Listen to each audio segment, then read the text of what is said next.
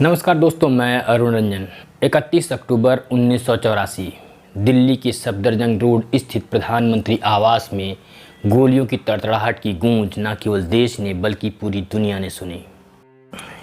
ये गूंज उनके द्वारा किए गए देश के पहले परमाणु परीक्षण से कहीं ज़्यादा थी।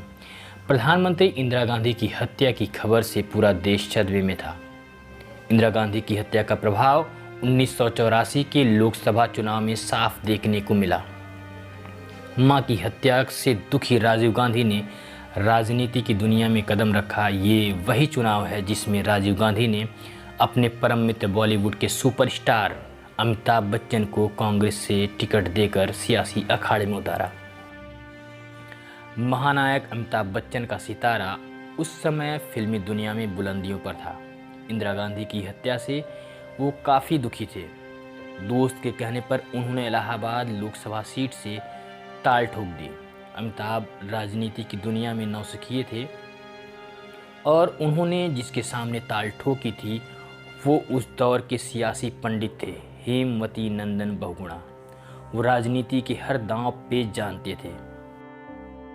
सन 1984 में जब अमिताभ बच्चन इलाहाबाद से चुनाव लड़ रहे थे तो उस दौरान हृदय नारायण, जो कि उस समय कांग्रेस के नेता थे, उनके साथ मौजूद थे। प्रचार प्रसार में के दौरान वो एक अहम भूमिका में कह सकते हैं कि मौजूद थे।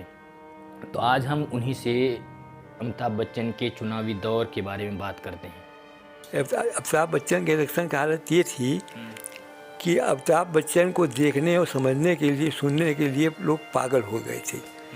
जो कपड़ा, जो साल ओढ़ते थे वो साल ख़त्म हो गया इलाहाबाद में। सब लोगों ने उसको खरीदा। और इंदिरा गांधी और बच्चन साहब की मीटिंग होने की कोई संभावना होती ही नहीं थी कि वो कोई पब्लिक मीटिंग कर पाएंगे, इतना हंगामा था। तो पहली मीटिंग जो उनकी हुई वो बाबू राजा राम अग्रवाल एडवोकेट जनरल थे, उनके घर पर मैंने कराई, जो रिकॉर्डेड चीज़ है। तो अमिताभ बच्चन, हम, बीपी सिंह और राजा राम अग्रवाल और करीब 7 से लोग वहाँ पर इकट्ठा हुए। उनकी छात्रवाड़ी टूट गई। राजा राम जी अग्रवाल एल्गिन रोड पर रहते थे, यहीं पर पोस्ट ऑफिस के सामने है। और उसके बाद वहीं से उनको राजा राम जी की वाइफ ने तिलक लगाया, 101 रुपया दिया, उन्होंने कैंपेन शुरू किया। और उनकी एक मोटर सजी हुई थी, उस मोटर पर बैठ करके वो खड़े हो जाते थे जब भीड़ होती थी। और दूसरी मीटिंग उन्होंने कल्याणी देवी में किया। हमारी मीटिंग थी यहाँ पर, जिसकी फ़ोटो भी उसके अंदर है, कल्याणी देवी की जो फोटो है। तो उस दिन वो सूट पहन के आ गए। सब लोग तो कुर्ता पैजामा उसमें आए, तो सूट में उनको लाने के लिए हमको पीछे से एक यहाँ पर लक्ष्मी स्टोर है, उसके मालिक लक्ष्मी नारायण मल्होत्रा, तो उन्हीं के घर पर मीटिंग किया था। हंगामा हो गया, वहाँ ईंटा चला, पत्थर चला, ये चला, वो चला।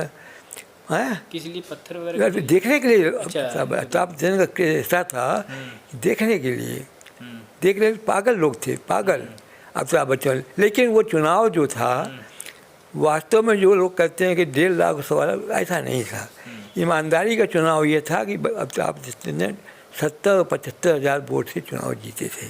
वो जीते थे 1.25 लाख वोट से, तो 1,35,000 वोट से, जिसमें एक आदमी ने 5-5 वोट दिया है। अच्छा, अमिताभ बच्चन को एक आदमी ने 4-4, 5 वोट दिया है। और उनके भाई अमिताभ बच्चन को उस समय भटनागर साहब ने अपने घर पर बुलाया, हमको भी बुलाया था सुबह। और वहाँ अमिताभ बच्चन ने खुद कहा कि हमारे भाई की जीत केवल 70-75 हज़ार वोट की हुई है, ईमानदारी की वोट। और बहुगुणा जी को चुनाव हराना एक राजनीतिक भूल थी कांग्रेस की।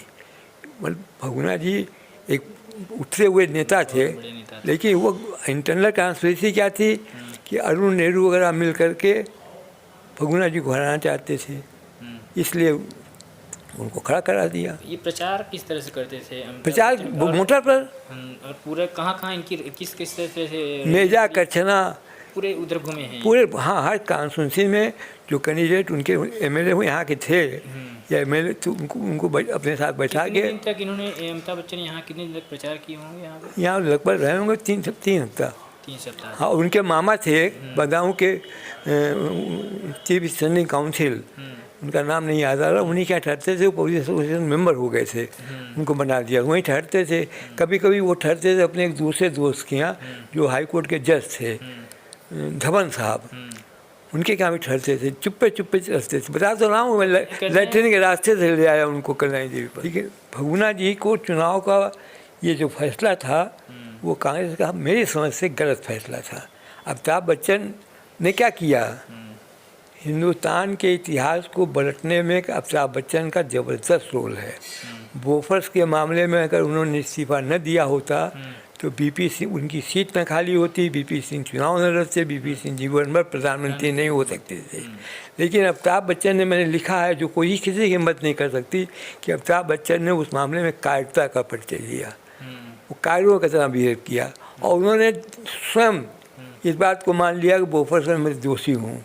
क्योंकि जब आप इस्तीफा दे देते हैं, और हमको सत्यप्रकाश मालवीय मेरे बड़े मित्र से, हमारा उनका चुनाव हो चुका था एमएलए का, मालवीय जी ने मुझसे खुद बताया, मैंने किताब में भी लिखा है कि बच्चन ने उनसे पूछा तो उन्होंने कहा अब इस्तीफा दीजिएगा तो कांग्रेस की नैया डूब जाएगी, ये उन्होंने कहा।